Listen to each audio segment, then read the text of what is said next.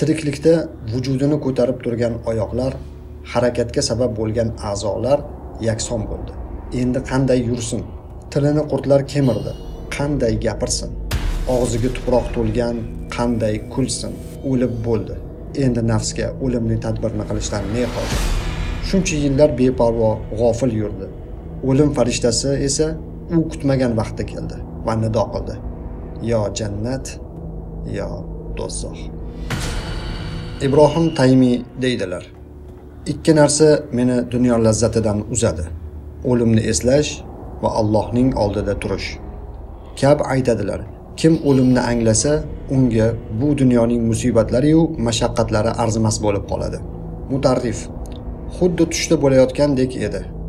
Basradagi masjidning o'rtasida bir odam Allohdan qo'rquvchi qalblar o'limni eslashdan to'xtasa, Allohga qasamki, albatta ular hushdan ayriladi deb qichqirar edi, deya hikoya qiladilar. Iso alayhissalom o'limni eslagan paytlarida terilardan qon tomib turar ekan. Davud alayhissalom o'lim va qiyomatni eslaganlarida yig'lab hushlaridan ketar edilar. Allohning rahmatini eslaganlarida o'zlariga kelardilar.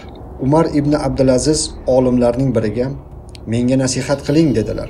O'lim sari borayotgan birinchi xalifa emassan, dedi u. Yana nasihat qiling dedilar Amir al-Mu'minin. Odam alayhissalomdan to bobolaringga qadar biror kishi yo'qki, o'lim sharbatini totmagan bo'lsa. Endi sening navbating kelyapti. Keyin Umar ibn Abdulaziz yig'ladilar. Robi ibn Hasim hovlilarida qabr qazdirib qo'ygan edilar. Har kuni bir necha marta lahatga kirib yotar, shu yo'l bilan o'limni doim yodda tutar va agar qalbim bir soat o'limni unutsa, fasod bo'ladi der edilar. Mutarrif ibn Abdulloh ibn Shuhayr dedilar: o'lim har qanday dunyo ne'matiga zavol yetkazuvchidir. Bas, bezavol ne'matlarni izlang. Umar ibn Abdulaziz Anbasaga: o'limni ko'p esla. Agar to'kinlikda bo'lsang, tanglik neligini bilasan. Agar ahvoling tang bo'lsa, o'lim yodi seni kenglikka chiqaradi, deb nasihat qilgan edilar. Abu Sulaymon Doroniy aytadilar: Ummu Horundan: o'limni yaxshi ko'rasanmi deb so'radim. Yo'q, dedi u. Nega? Axir bir odamga isyon qilsam, unga ro'baro qilishdan xijolat bo'laman. Shunday ekan, qanaqasiga tinimsiz osiylik qilayotganim Alloh bilan yuzma-yuz bo'lishim mumkin, deb javob berdi. O'lim qanday eslanadi? O'limni xatari va dahshati buyukdir. Odamlar kam fikrlab, oz esga olgani uchun ham o'limdan g'ofildirlar. Eslaganlar ham qalblarini hamma narsadan forig' qilib emas, dunyoga mashg'ul bo'lgan hollarda eslaydilar. Bunday eslashdan foyda yo'q.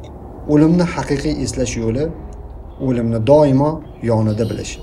O'limdan boshqa narsani qalbdan chiqarishdir. Buni bamisoli xatarli sahro yoki dengiz orqali safarga otlangan kishi holatiga o'xshatish mumkin. Uning butun fikri zikri safarda bo'ladi. Qalbi ham o'limni eslash bilan mashg'ul bo'lsa, bu ish qalbni butkul band etadi. O'lim bilan band bo'lgan qalbda aysh ishrat talabi, dunyo quvonchi kamayadi. Toshqinlik bosiladi. Kishi o'limni ko'p eslagani sayin har xil o'lim onlari, bu dahshatli onlarni boshidan o'tkazgan do'stlari, tengqurlarning iltijo to'la so'nggi nigohlari xotirada jonlanadi. Ularning o'limlarini, so'nggi manzillarini eslab, og'ir o'ylar girdobida qoladi. Ular kim va qanday edilar?